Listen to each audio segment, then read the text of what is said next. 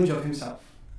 The human being knew already there is this highest ideal, Allah Azza wa Jal. And not just that there is a God and He created us and now we can do whatever we want. No, He's the Rabb, He's the Master. My goal in life is to do what He wants. This is my highest ideal. My greatest accomplishment ever can be that I become His slave.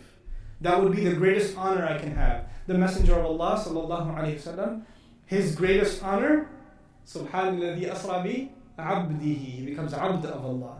The slave of Allah is a great honor. That's the goal in life. And Allah pre-programmed that goal inside every single human being.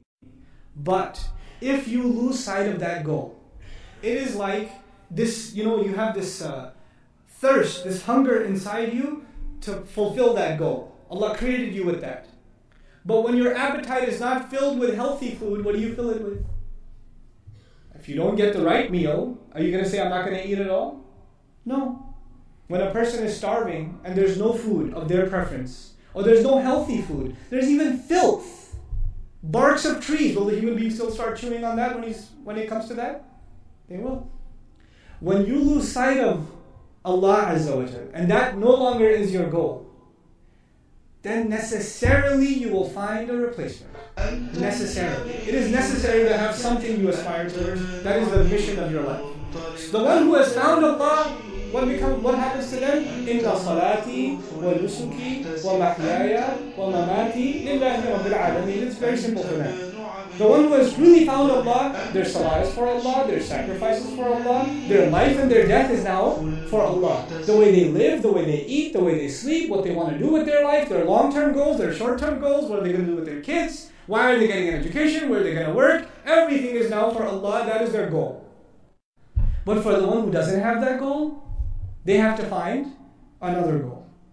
And in old times there used to be idols, there used to be other religions, you find some other God. But in our times it's become far more pathetic. Far more pathetic.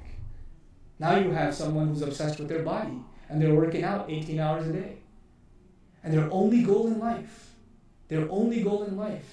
is to just keep getting buffer and buffer. It's the only goal. Take steroids and look sharp, stay on top, keep in shape. Or there's this goal they set with their trainer. I got to do this many reps, or I got to do this many push-ups, or I got to get to bench press this many pounds, etc. That's their goal.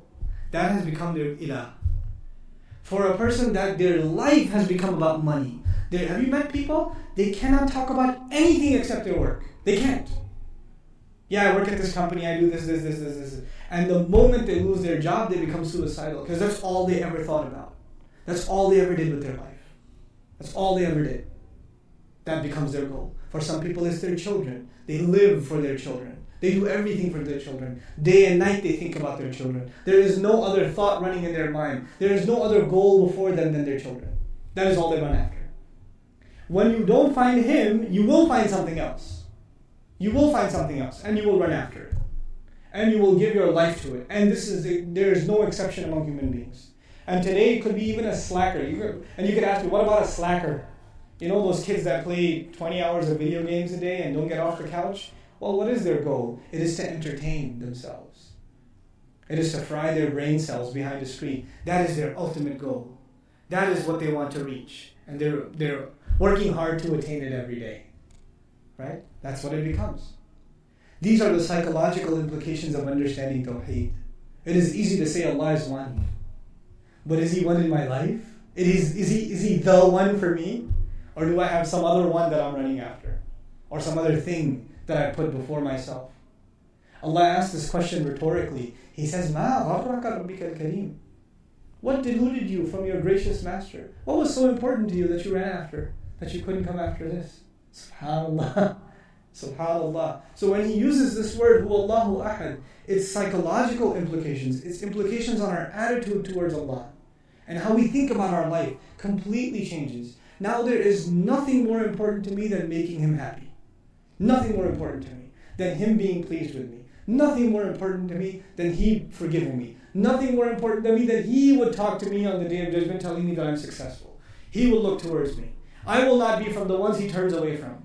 وَلَا يُكَلِّمُهُمُ اللَّهُ يَوْمَ الْقِيَامَةِ. Allah will not talk to them on the Day of Judgment. May Allah not make us from those people. These are some of the psychological implications of just internalizing ahad. Ahad. Just that word. What Allah is saying, this is who Allah is. This is what He's supposed to do. And I want to conclude, because it's time for salah, with the following. This is I can't quote Iqbal because I'm terrible at Urdu, but I'll tell you the meaning of the verse. Okay? Though I like the verse myself, so it's poetry. But he says what used to be, he's talking about, it's a poem about Tawheed. It's a poem about Tawheed. And he says what used to be something that burned in the hearts of men, is now a subject of abstract philosophical debate. That's what he says. Now what is Tawheed to us today? Debates, discussions, abstract discussions in theology that have no end to them. But what it used to be was something that burned inside the hearts. Am I fulfilling the rights of ahad yet? Am I doing justice to that ahad yet? May Allah make us of the people of Tawheed. May Allah give us in our hearts what burned, the likes of which burned in the heart of Ibrahim alayhi salam and the Messenger of Allah and the Sahaba radiallahu anhum ajma'in.